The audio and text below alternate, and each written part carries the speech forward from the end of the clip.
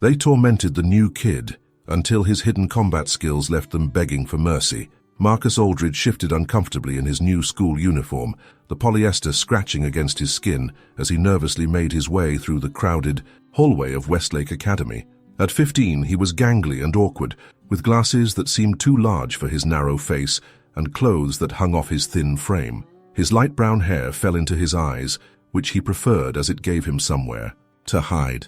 Being the new kid in the middle of sophomore year was bad enough, but his shy nature and pronounced stutter made him stand out in all the wrong ways. What no one at Westlake Academy knew was that behind Marcus's meek exterior lay years of intensive training in Brazilian Jiu-Jitsu and Muay Thai. Back in his hometown, Marcus had trained religiously since he was 7 years old, advancing to a level that had earned him regional championships in junior divisions. His father, a former MMA fighter turned instructor, had instilled in him both the skills and the discipline to use them only when absolutely necessary. "Fighting is always the last resort, Marcus," his father would say.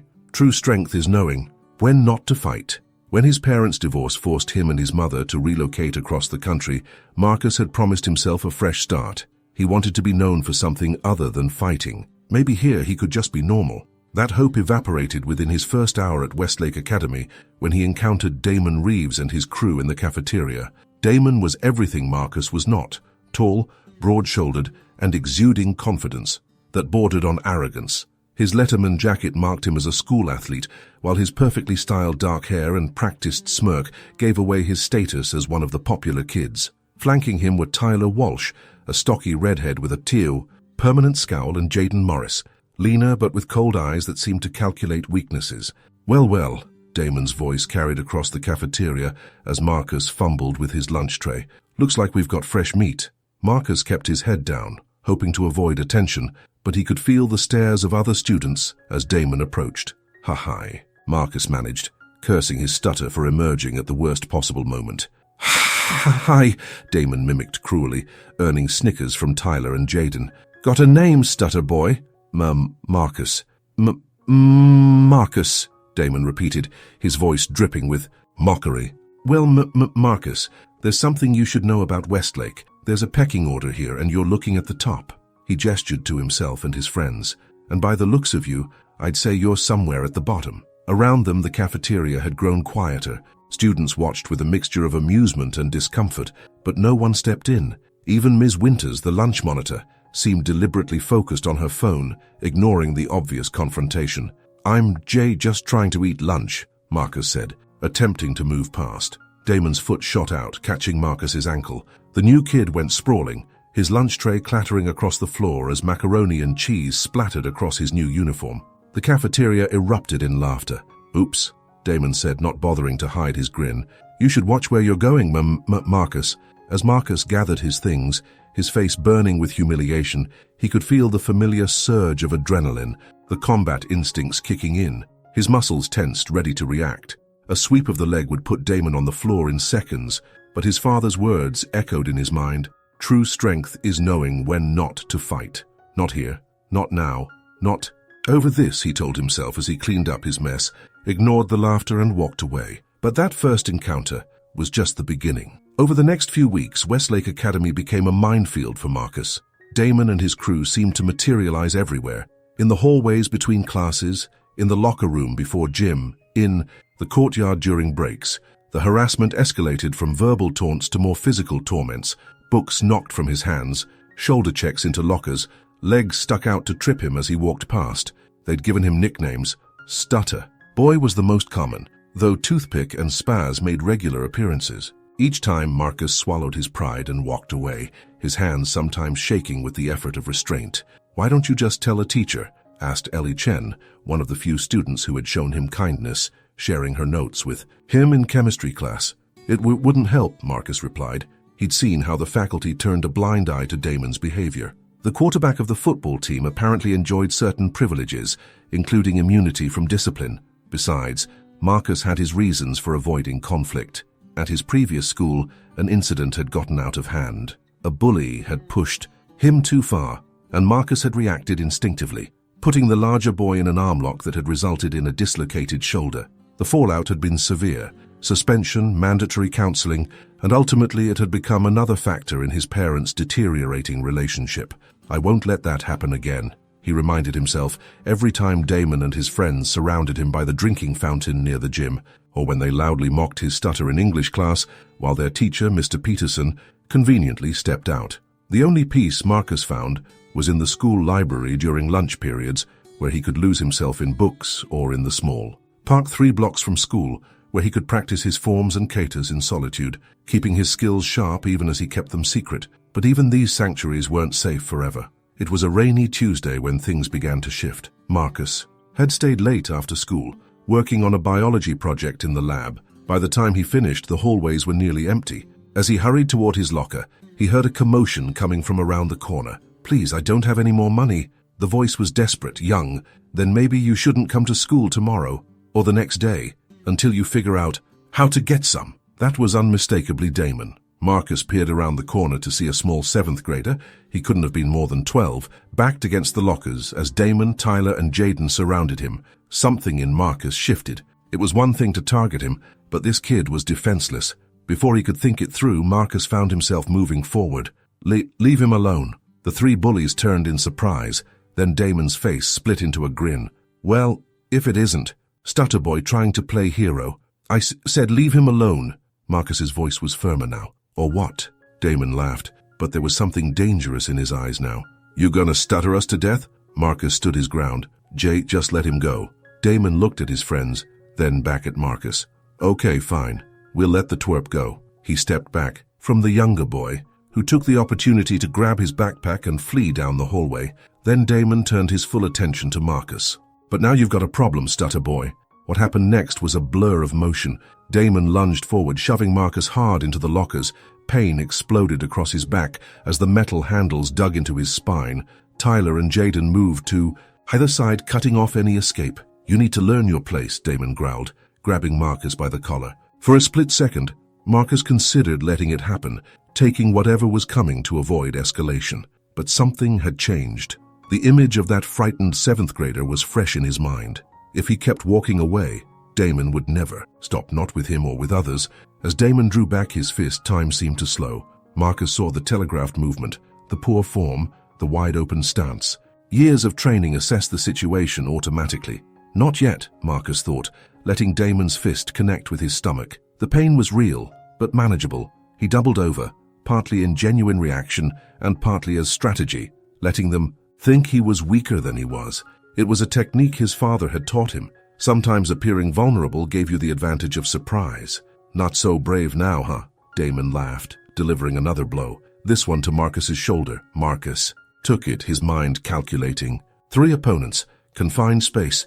The variables flashed through his consciousness as he allowed himself to crumple to one knee. "Pathetic," Tyler spat, moving in closer. Now, as Tyler stepped forward, Marcus exploded into action. His legs swept out in a perfect arc, catching Tyler's ankles and sending him crashing to the floor.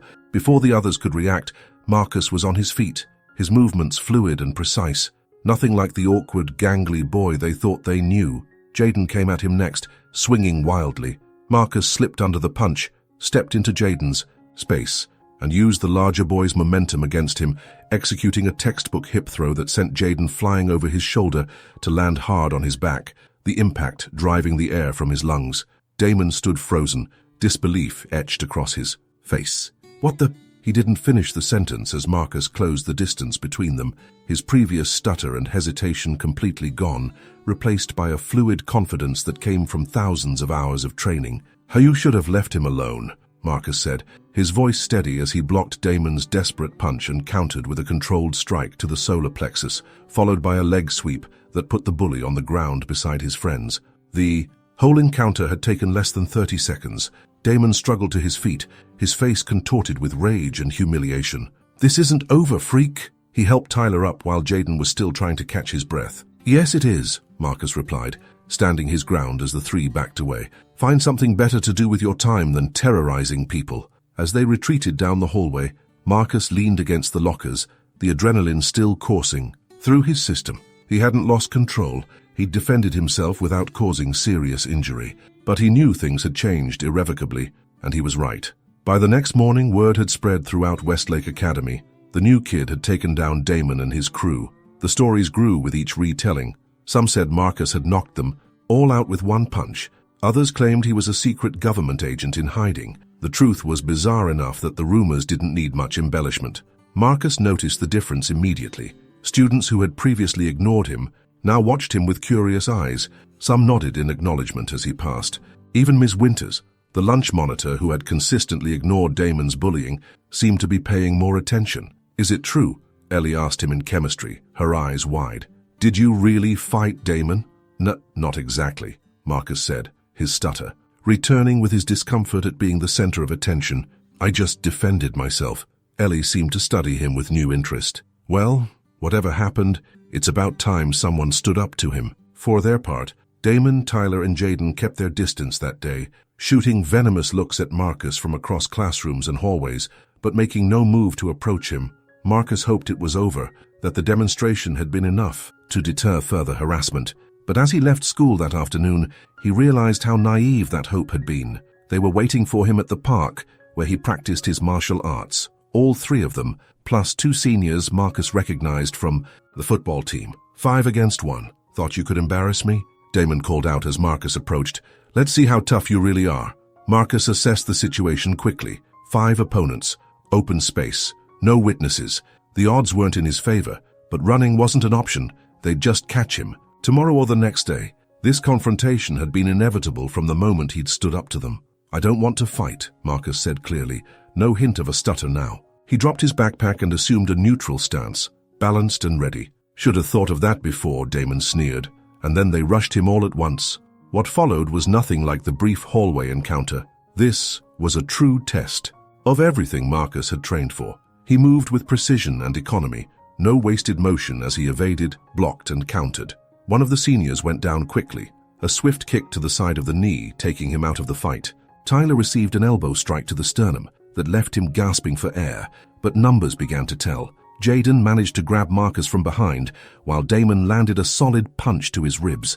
Pain flared, but Marcus used it, channeling the sensation into focus as he broke Jaden's hold with a technique he'd drilled 1,000 times. The remaining senior, a hulking boy named Derek, charged like a bull. Marcus sidestepped, using Derek's momentum to send him face first into a tree trunk with a sickening thud. Then it was just Damon, standing alone, his earlier confidence evaporating as he faced the reality of who Marcus really was. "Had enough?" Marcus asked, breathing hard but still in his stance ready. Damon looked at his friends, scattered and groaning around the park, his face twisted with fury and humiliation. "You're dead, you hear me? Dead." He reached into his pocket and pulled out a knife, the blade catching the afternoon sunlight. Everything changed in that moment. This was no longer about bullying or status. This was genuinely dangerous. Marcus felt a chill run through him, followed by an intense clarity. "Put it down, Damon," he said, his voice low and controlled. "You don't want to do this. Shut up." Damon's hand was shaking as he advanced, slashing the knife through the air between them. "I'm not letting some stuttering nobody make me look weak." Marcus gave ground strategically, creating space, waiting for the right moment. He'd trained for weapon defense, but had hoped never to use it outside the controlled environment of the dojo. When Damon lunged, Marcus was ready. He stepped offline from the knife's path, caught Damon's wrist with both hands and twisted sharply while driving his knee up.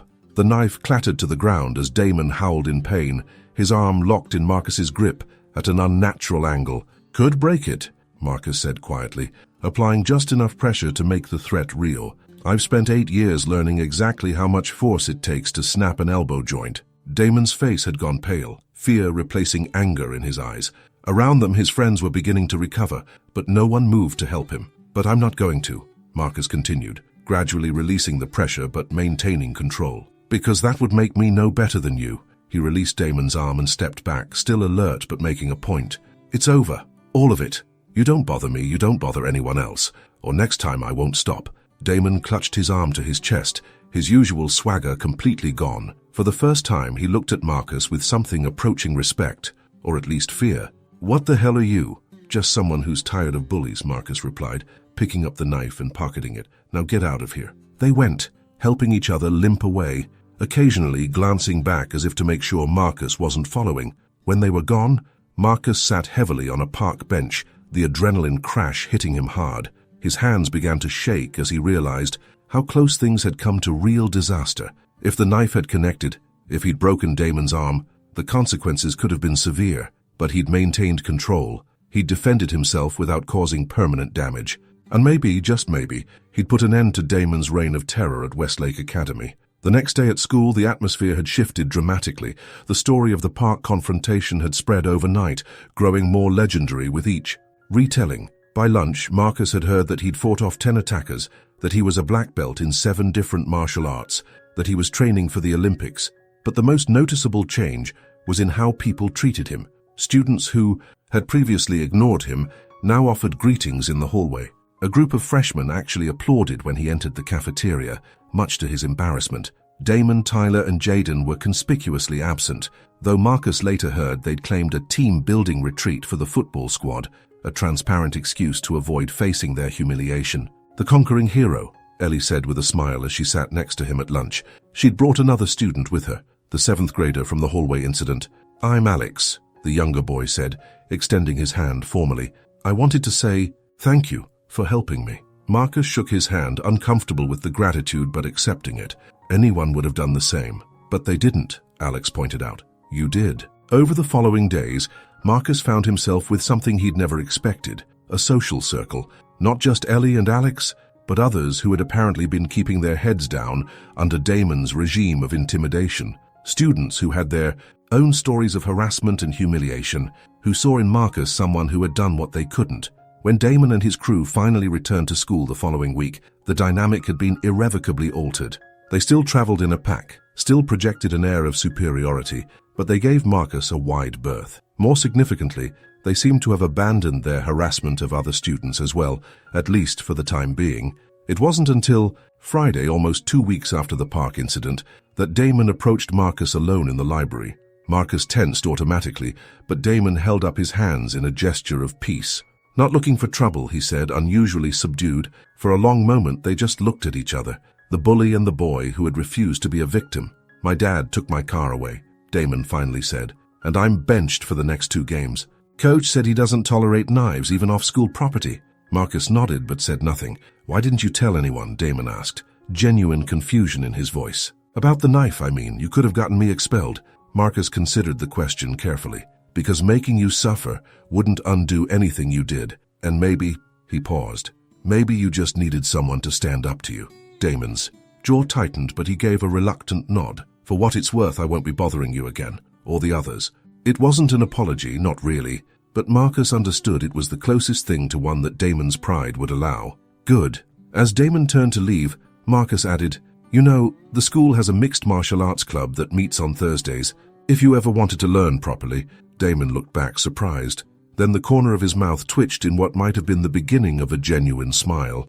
"Maybe," he said, and walked away. That afternoon, as Marcus sat with his new friends in the courtyard, he reflected on how much had changed in such a short time. His stutter had diminished noticeably, not gone completely, but improved as his confidence grew. He no longer walked the hallways with his eyes down, no longer flinched at sudden movements. "So when were you going to tell us you're basically a ninja?" Ellie asked, nudging him playfully.